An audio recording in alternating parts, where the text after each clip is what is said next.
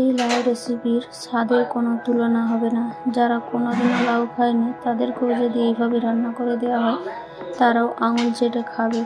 নমস্কার বন্ধুরা, welcome to my channel. আজকে বানাবো লাউ রেসিপি। তো প্রথমেই আমি লাউগুলোকে ছোট ছোট টুকরো করে কেটে নিয়েছি। সাথে নিয়েছি আমি এখানে গোবিন্দভোগ চাল 2 চামচ ভিজিয়ে রেখেছিলাম, আর নিয়েছি 5 ফোড়ন 1/2 চামচ। প্রথমে আমি কড়া বসিয়ে দিয়ে দিচ্ছি এখানে সর্ষের তেল 3 চামচ মতো। এবারে তেলটা ভালো করে গরম করে নেব। গ্যাসের ফ্লেমটা এখানে মিডিয়াম রেখেছি। এবারে একটা শুকনো লঙ্কা আর দিয়ে দিয়েছি এখানে একটা তেজপাতা, দিয়ে দিচ্ছি এখানে 1/2 চামচ 5 ফোড়ন। এবারে সব কিছুকে ভালো করে ভেজে নিয়ে দিয়ে দেবো এখানে লাউ, আর দিয়ে দিচ্ছি এখানে স্বাদ মতো লবণ, দিয়ে দেবো এখানে সামান্য পরিমাণে হলুদের গুঁড়ো। এখানে আমি লাউয়ের দানাগুলো সব ফেলে দিয়ে কেটে নিয়েছি টুকরো টুকরো করে। আপনারা চাইলে সরু সরু করে কেটে নিতে পারেন। এবারে আমি সব কিছুকে ভালো করে একবার মিশিয়ে নিয়ে এবারে গ্যাসের ফ্লেম লো রেখে ঢাকা দিয়ে রেখে দেবো। ঢাকা দিয়ে 3 থেকে 4 মিনিট মতো রেখে দিয়েছিলাম। এবার ঢাকাটা খুলে নিয়েছি। লাউ থেকে অনেকটাই জল বেরিয়েছে। এই জলটা আমি ভালো করে শুকিয়ে নেব। গ্যাসের ফ্লেমটা এখানে লো রেখে আবারও আমি ভালো করে ঢাকা দিয়ে রেখে দেবো, যাতে লাউটা আরও কিছুটা পরিমাণ সিদ্ধ হয়ে যায়। আবারও আমি 3 থেকে 4 মিনিট মতো ঢাকা দিয়ে রেখেছিলাম। ঢাকাটা খুলে নিয়েছি। জলটা পুরো শুকিয়ে গেছে। এবারে সব কিছুকে ভালো করে একবার নেড়ে চেড়ে নেব, নাহলে কড়াই লেগে যাবে। এবারে আমি দিয়ে দিচ্ছি এখানে সামান্য পরিমাণে হলুদের গুঁড়ো, সামান্য পরিমাণে লবণ। প্রথমে এখানে হলুদ লবণটা ব্যবহার করেছি, তাই এখানে অল্প করে দিলাম। এবারে দিয়ে দিচ্ছি এখানে সামান্য পরিমাণে লঙ্কার গুঁড়ো। আমি এখানে লঙ্কার গুঁড়ো একেবারেই সামান্য দিয়েছি, কারণ লাউয়ের রেসিপিতে কিন্তু বেশি ঝাল ভালো লাগে না। আর দিয়েছি এখানে 1/2 চামচ ভাজা জিরের গুঁড়ো। আপনারা চাইলে এখানে জিরাটা বেটেও ব্যবহার করতে পারেন।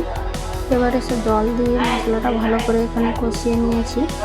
মশলাটা এখানে কিছুক্ষণ ভালো করে কষিয়ে নিয়ে দিয়ে দিচ্ছি এখানে জল দিয়ে সব কিছুকে ভালো করে মিশিয়ে নিয়ে আবারও আমি ঢাকা দিয়ে লাউটা ভালো করে সিদ্ধ করে নেব। মশলার সাথে লাউটা আমি 5 থেকে 7 মিনিট মতো গ্যাসের ফ্লেম মিডিয়াম রেখে ভালো করে সিদ্ধ করে নিয়েছি। লাউটা কিন্তু একেবারে সিদ্ধ প্রায় হয়ে গেছে, আর ঝোলটাও কিন্তু অনেকটাই শুকিয়ে গেছে। এবারে আমি এর মধ্যে দিয়ে দেবো আমি আগে থেকে যে চালটা আমি ভিজিয়ে রেখেছিলাম, সেই চালটা আমি এখানে বেটে নিয়েছি মিক্সারে। সেই চাল বাটাটা আমি দিয়ে দেবো। এখানে আমি গোবিন্দভোগ 2 চামচ চাল ভিজিয়ে রেখেছিলাম, সেটাই বেটে নিয়েছি, এখানে দিয়ে দিলাম। আপনারা চাইলে ঘরে যে আতপ চাল থাকে সেই চালটাও কিন্তু এখানে ব্যবহার করতে পারেন, তবে গোবিন্দভোগ চাল দিলে কিন্তু আরও সবজিটার টেস্ট হয়। তো সব কিছুকে আমি এখানে আরও একবার মিশিয়ে নিচ্ছি। চাল বাটাটা দিয়ে সাথে সাথে এটাকে মিশিয়ে নিতে হবে। মেশাতে জলটা কিন্তু শুকিয়ে গেছে। এবারে আমি আরও এখানে চালটা সিদ্ধ হওয়ার জন্য আরও একটু কিছুটা পরিমাণ জল দিয়ে দিলাম। জল দিয়ে ভালো করে এখানে মিশিয়ে নিচ্ছি।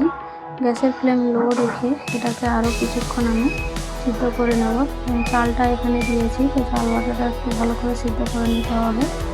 3 থেকে 4 মিনিট মতো আমি এটাকে রান্না করে নিয়েছি।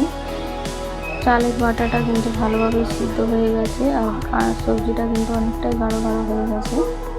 এবারে আমি সব কিছুকে ভালো করে মিশিয়ে নিয়ে দিয়ে দেবো এখানে চিনিটা কিন্তু অবশ্যই এই রান্নায় ব্যবহার করতে হবে, যেহেতু এটা নিরামিষ। আপনারা যদি চিনিটা সবজিতে না খেতে পছন্দ করেন তাহলে নাও দিতে পারেন, তবে দেওয়ার চেষ্টা করবেন, তবে কিন্তু আসল স্বাদ এসে এই রেসিপিতে। তো সব কিছুকে আমি আরও একবার ভালো করে মিশিয়ে নিয়েছি। চিনিটা গলে যাওয়া পর্যন্ত অপেক্ষা করব। তো চিনিটা গলে গিয়েছে, রান্নাটা আমার প্রায় কমপ্লিট হয়ে গেছে। এবারে আমি গ্যাসের ফ্লেমটা এখানে বন্ধ করে দিয়েছি। দেখতেই পাচ্ছেন কতটা লোভনীয় হয়েছে। এখানে কিন্তু আমি কোনো রকম আলু ব্যবহার করিনি, তারপরেও সবজিটা দেখতেই পাচ্ছেন এখানে কত সুন্দর হয়েছে। আপনারা চাইলে এর মধ্যে আলুও ব্যবহার করতে পারেন। আজকের রেসিপি কেমন হয়েছে অবশ্যই কমেন্টে জানাবেন। একটা লাইক দিতে ভুলবেন না। নতুন বন্ধু হয়ে থাকলে চ্যানেলটাকে সাবস্ক্রাইব করে আমার পাশে থাকবেন। শেষ পর্যন্ত দেখার জন্য অসংখ্য ধন্যবাদ।